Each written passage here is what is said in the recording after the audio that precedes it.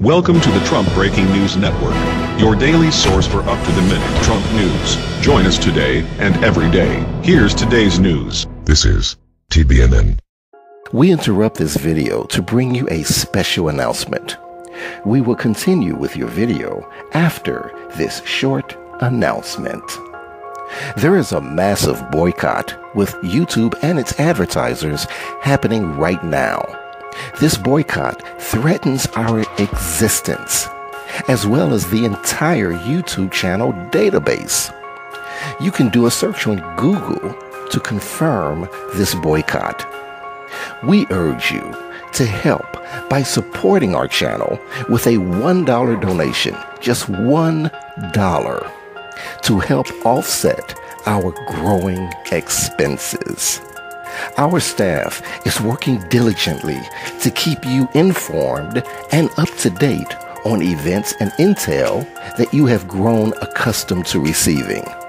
Our staff produce over 70 videos on a daily basis in English and in Spanish. This is a tremendous undertaking. This is why we use a computerized voice, because of the massive amount of information we provide for you. We accept PayPal donations, and our donation link is below in our description.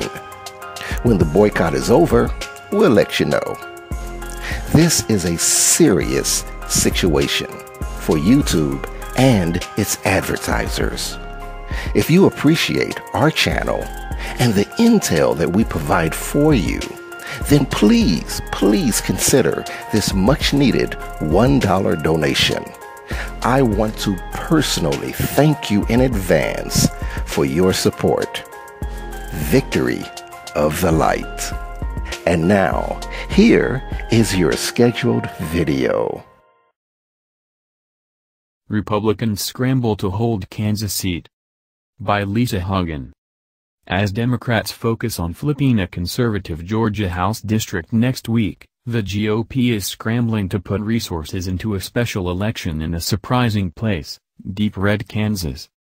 Republicans are suddenly playing defense ahead of Tuesday's election to fill the seat left vacant by CIA Director Mike Pompeo, hustling last-minute cash and high-profile Republicans into a district President Trump carried by nearly 30 points. Trump threw himself into the race late Monday, recording a robocall in which the president tells voters that he has something big to tell you about, the importance of voting for the GOP's candidate, Ron Estes. The party wants to ensure that Estes keeps the Wichita-area 4th Congressional District in GOP hands by fending off what would be a major upset by Democratic nominee James Thompson in the conservative district. If the election was in 2 more weeks, Thompson might win, a Kansas Republican strategist told The Hill. Thank God the election is tomorrow. Estes, a 2-term state treasurer, was expected to cruise to the finish line on Tuesday, but the race has gotten surprisingly competitive in the final stretch. The GOP strategist believes Estes will still easily win, but by a closer than expected margin. It shouldn't be this close, the strategist said. Estes's closest race should have been to get through the nominating convention, and then you're skating. Right now, he's not. The strategist describes Estes as a poor candidate who isn't out campaigning enough for votes. By comparison, the strategist described Thompson's campaign as active and full of energy. Within the last week, election handicapper Cook Political Report moved its rating of the special election from solidly Republican to leans Republican. And Sabato's Crystal Ball changed its rating a day before the race from safely Republican to likely Republican. Libertarian nominee Chris Rockhold is also running in the general election. In a last-minute effort to boost Estes's chances, the National Republican Congressional Committee, NRCC, spent nearly $100,000 for Estes with TV and digital ads. In the TV ad, Republicans cast Thompson as too extreme for Kansas, claiming that he supports late-term abortions. Thompson's campaign pushed back, calling the spot outright false and asked a local radio station to pull it. Despite Thompson's protests, an NRCC official said it was completely accurate and still airing, according to the Wichita Eagle. Other Republican power players are also trying to bolster Estes. Vice President Pence was scheduled to record a robocall, while Speaker Paul Ryan, Wisconsin, made a donation plea on behalf of the Republican nominee. Senator Ted Cruz, Republican Texas, who won Kansas during the 2016 GOP presidential primary, stomped with Estes at a Monday rally. Estes' wife, Susan, a well-known party activist in the district, has been organizing canvassing and turnout efforts, according to the GOP strategist. The Estes campaign did not respond to a request for comment. While the last-minute GOP effort suggests concern about the race, Thompson still faces an uphill climb in a district that has been in GOP hands since 1995. Trump handily carried the district in 2016, and Pompeo won re-election with 60% of the vote. But Thompson's campaign said there's been a surge in grassroots support and donations since the NRCC's attack.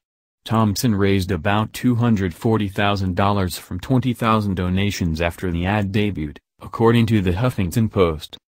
"I've worked in Kansas politics for 8 years now and I've never seen anything like this," Thompson campaign spokesman Chris Pompelli told The Hill. "I think we've got a good shot. We're feeling good about the position that we're in. We're not taking any vote for granted and we're fighting like hell for every vote." In the final sprint to Tuesday, Thompson increased his media presence with more TV and radio interviews. And he's touted an endorsement from Our Revolution, a progressive political group that grew out of Senator Bernie Sanders' Vermont presidential run. The new national attention for the Kansas race has been a surprising development, especially given that Democrats' attention has been mostly devoted to the Georgia special election in the state's conservative 6th district, which Trump carried by only 1 point. Democrats have gone all in for 30-year-old investigative filmmaker Jon Ossoff ahead of the April 18 all-party jungle primary in the hopes that he can deliver a major upset in the suburban Atlanta district, and possibly win outright.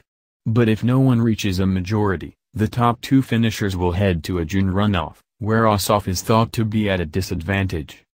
The Democratic Congressional Campaign Committee, DCCC, has ramped up its efforts in Georgia with 70 paid staffers on the ground as well as a 6-figure radio ad buy and mailer. Thompson is getting last-minute help from the DCCC, which is funding Get Out the Vote calls. In March, Thompson's campaign feuded with the state party over a 5-figure financial request. During a conference call, the Kansas Democratic Party declined the $20,000 request for mailers from Thompson's campaign. A member of the state party's executive committee told the Wichita Eagle that the party couldn't ultimately find the money needed by the campaign and noted that the party is trying to refill its coffers after the 2016 elections. If at Kansas Dems, executive, board members spent half the time organizing/raising dollar that they do arguing on Facebook, they might have a statewide office, Thompson campaign manager Colin Curtis tweeted late last month. Pompelli, Thompson's spokesman, insists that the campaign hasn't dwelled on that exchange and talked up the state party's help with voter turnout efforts and canvassing. The Kansas race will be the first general election contest since Trump took office.